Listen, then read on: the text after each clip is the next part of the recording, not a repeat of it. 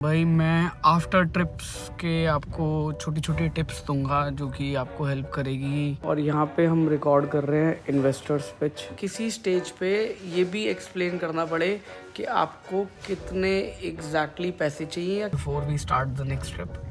और next trip की मैं आपको अपडेट। मेरी पिच तो डिलीवर हो गई, अब रहत भाई की पिच की बारी है। और डिटेलिंग डेविल्स का कैफे भी स्टार्ट होने वाला है। ये कुछ नए नए डिज़ाइन पे काम कर रहा है, अच्छा लग रहा है। You came home. Good morning once again, सत श्री अकाल सबनू ते सबनू, राम राम ते सबनू सलाम as well. Thank you so much for your lovely response on my last 2 vlogs. आप लोगों का प्यार और सपोर्ट खूब मिला and thank you so much for this love. भाई मैं आफ्टर ट्रिप्स के आपको छोटी छोटी टिप्स दूंगा जो कि आपको हेल्प करेगी आपकी गाड़ी को बेटर मेंटेन करने की। तो जैसी आपकी गाड़ी ट्रिप से आती है तो सबसे पहले तो डीप क्लीनिंग और वॉश करा लो, ठीक है। देन उसके बाद आप जो है अपनी गाड़ी की प्रॉपर व्हील अलाइनमेंट और बैलेंसिंग करा लो और टायर्स को प्रॉपरली चेक कर लो, बिकॉज आपकी गाड़ी के पैर या शूज़ यही हैं और इसी पे चलना है। अगर चाल ख़राब होगी तो आपके टायर ख़राब होंगे, टायर ख़राब होंगे तो पैसे जल्दी लगेंगे, और अगर व्हील अलाइनमेंट आउट होगी तो सस्पेंशन सिस्टम पे भी असर आएगा। ग्रेजुअली इसके बाद आप छोटे मोटे और प्रिकॉशनरी चीज़ें कर सकते हो। अगर आप कोई ऐसे एरिया में गए हो जहाँ पे डस्ट बहुत थी, रेन बहुत थी, तो एक बारी प्रॉपरली अंडर बॉडी वॉश करवाएं। और जो भी एयर फिल्टर्स हैं मतलब गाड़ी के, चाहे वो कैबिन का एयर फिल्टर हो, चाहे वो गाड़ी का एयर फिल्टर हो, एयर इनटेक वाला हो, उसको एक बारी क्लीन करा लें, क्योंकि सर्विस जो ड्यू होगी वो तो उसी टाइम होगी, बट उससे पहले आप ये प्रिकॉशनरी क्लीन करवा सकते हो। दैट विल हेल्प यू, आपकी गाड़ी मेंटेन हो जाएगी। बस that's it, that's the whole idea behind it कि आपकी गाड़ी आती है तो ये बेसिक सी चीज़ें हैं, बाकी तो और कुछ है नहीं। अगर आपके कोई पेंट पे स्क्रैचेस आए हैं, कुछ आए हैं, अगर माइनर क्लियर कोट पे हैं तो उसको बफर पॉलिश करा लो तो मेंटेन हो जाएगी आपकी गाड़ी। नथिंग टू फैंसी, बेसिक चीज़ें हैं। और हाँ, जब भी आप हेडलाइट वॉश करते हैं मेक श्योर उस पर ना डस्ट ना हो, डर्ट ना हो, अदरवाइज़ क्या होगा आपकी लाइट पे स्क्रैच पड़ जाएंगे। हालांकि बनी वो पॉलीकार्बोनेट से होती है, बट चांसेस हैं कि उन पे स्क्रैचेस ईजिली आ जाएंगे। तो उसको अवॉइड करने के लिए आप बेस्ट क्या कर सकते हैं भाई, यहाँ का तो गेट ही बंद है आज। चलो कोई नहीं, आगे वाले से घूम के चले आएंगे। और ये जो गाड़ी की बैक करने पे आवाज़ें आ रही है ना, ये बहुत सारी डर्ट कलेक्ट हुई है सेंसर्स पे, तो इसको प्रॉपरली क्लीन कराएंगे। हालांकि ये जो सेंसर्स होते हैं ये चलते तो अल्ट्रासोनिक उस पे है, बट मुझे लग रहा है यहाँ पे गेट बंद पड़ा है, तो बेस्ट ये रहेगा कि यहाँ से बैक करके वापस जाके मॉल्टन फेज 2 से जाया जाए। पहले मैं वहीं से जाने की सोच रहा था, पता नहीं गेट क्यों बंद है। बाकी खूब सारा कंटेंट हमने वहाँ पे रिकॉर्ड किया था, तो उसको बिट्स एंड पीसेस में डालता रहूँगा before we start the next trip. और नेक्स्ट ट्रिप की मैं आपको अपडेट दे दूँगा कि मैं कहाँ ट्रैवल करने वाला हूँ, ताकि आप अपडेटेड रहें, दैट्स इट, और हम मिल सकें।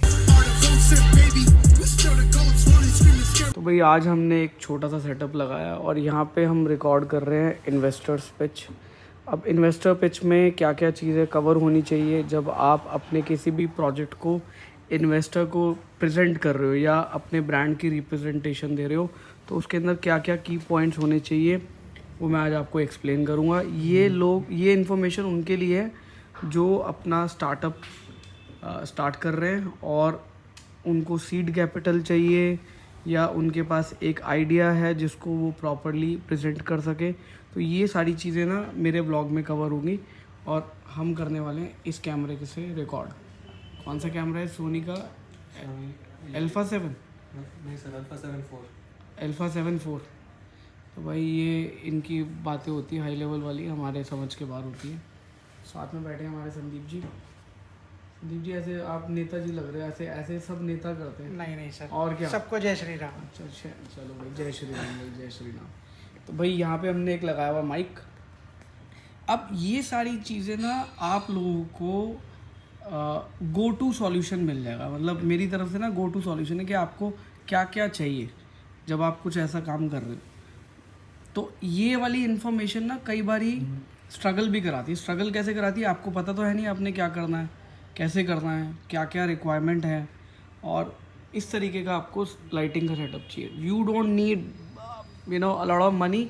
अगर आप ये कैमरा किराए पे लेते हैं शायद 5 से 7 हज़ार रुपये किराए पे मिल जाएगा। नहीं 2,000 रुपये भाई, 2,000 रुपये। मिस्टर शुभम आप कुछ पूछना चाह रहे हैं? पेपर साइन करवाने देखो वो सबमिशन। शुभम की शक्ल से पता चल रहा है टायर्ड है आजकल, रात को नींद नहीं आ रही इसको। ऐसा क्या कर रहा है? डॉटर हुई है ना, तो अब मैंने इसको बोला था डबल मेहनत चल रही है, काम की और घर की। The hardest thing in his life would be managing a girl child. नहीं कोई भी child child you can't be bias, girl boy दोनों। नहीं वो वाली बात है ना। तो मैंने शुभम को बोला गुड लक, तो शुभम को लग रहा था कि उसको अब बढ़िया होगा, सेटल हो गया। मैंने कहा भाई अभी तो जंग जारी हुई है, शुरू हुई है, एंजॉयमेंट हो रही है, बहुत हो रही है ना, मज़ा आ रहा है ना, चलो बढ़िया। The next day. Good morning everyone, सत श्री अकाल सबनू राम राम ते सबनू सलाम एज वेल। आई होप आप सभी लोग अच्छे होंगे और लाइफ में कुछ प्रोडक्टिव कर रहे होंगे। भाई रियली सॉरी, कल व्लॉग कंटिन्यू नहीं हो पाया बिकॉज ऑफिस में बहुत सारे काम थे पेंडिंग। देन क्लोथिंग लाइन के आगे जो हमने प्रोडक्ट पोर्टफोलियो एक्सपैंड कर रहा था उसकी डिस्कशन चल रही थी। फिर कुछ B2B के ऑर्डर्स भी आए हैं भाई, thank you so much for showing love support and I would say कि ब्रांड की तरफ जो आपने लॉयल्टी दिखाई है भाई, थैंक यू सो मच। बहुत प्यार मिला और बहुत ऑर्डर्स आ रहे हैं, बहुत ऑर्डर्स आ रहे हैं। I know season is gone but we are working on T-shirts as well, we are working on different pants for you and बहुत सारी चीज़ें हैं जो पोर्टफोलियो में ऐड कर रहे हैं हम, ताकि क्लोथिंग लाइन को और बढ़ाया जाए और आपको अफोर्डेबल कॉस्ट के अंदर एक अच्छा कपड़ा पहनाया जाए। That is the motive and आने वाले टाइम में बहुत बड़ा पोर्टफोलियो आपको मिलेगा एंड देन फिज़िकल स्टोर्स भी मिलेंगे और डिटेलिंग डेविल्स का कैफ़े भी स्टार्ट होने वाला है। And so I am very excited because चीज़ें जैसे मैं चाह रहा हूँ वैसे वैसे हो रही हैं। एंड और आज मैं आपको इन्वेस्टर्स पिच के बारे में बताऊँगा। जैसे मैं अपनी रिकॉर्ड कर लूँगा ना, तो उसके बाद मैं आपको अपनी इन्वेस्टर्स पिच बताऊँगा कि किस तरीके से आपको इन्वेस्टर के लिए पिच रेडी करनी है और क्या क्या आपके पास हाइलाइट्स रहती हैं जब आप पिच प्रिपेयर करते हो। और मैं आपको आज 2 या 3 वेबसाइट भी बताऊँगा जिसके थ्रू आप आज दोबारा इस सेटअप के सामने बैठना पड़ रहा है। अब अच्छा लग रहा है थोड़ा सा, दिन में ना ज़्यादा वाइब्रेंट है।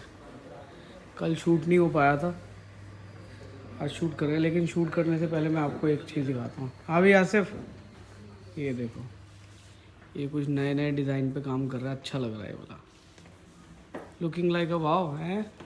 मेरी पिच तो डिलीवर हो गई, अब रैयत भाई की पिच की बारी है। तो ये अभी प्रैक्टिस कर रहे हैं अपने में ही हैं, ये अपनों में ईद बनाने जा रहे हैं। वो क्या था डायलॉग, क्या था संदीप जी? अपनों में हाँ, अपनों में ईद बनाने जा रहे हैं। कौन सा था वो? हाँ भाई, आप रजिस्टर दे दो इधर मेरे को। हाँ ये पढ़ के चीटिंग नहीं करनी है। ये देखो लिख के स्क्रिप्ट लिखी है भाई ने, देखो मैं तो ऐसे ही बोल दी स्क्रिप्ट।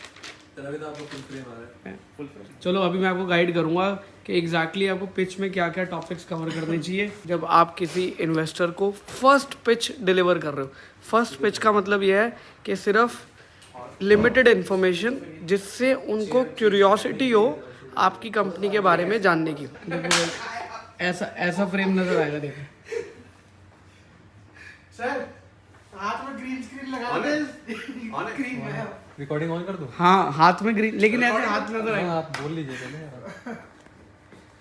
हाथ में I am Rajat Ahuja, serving as a director and the CEO of the company. Director की जगह founder. co-founder. Co-founder. Serving as a co-founder and the CEO of the company. I joined the company at the age of 19 and it has been 7 years since then. ये cheating है, cheating. ऐसे किताब पीछे रखने से नहीं होगा।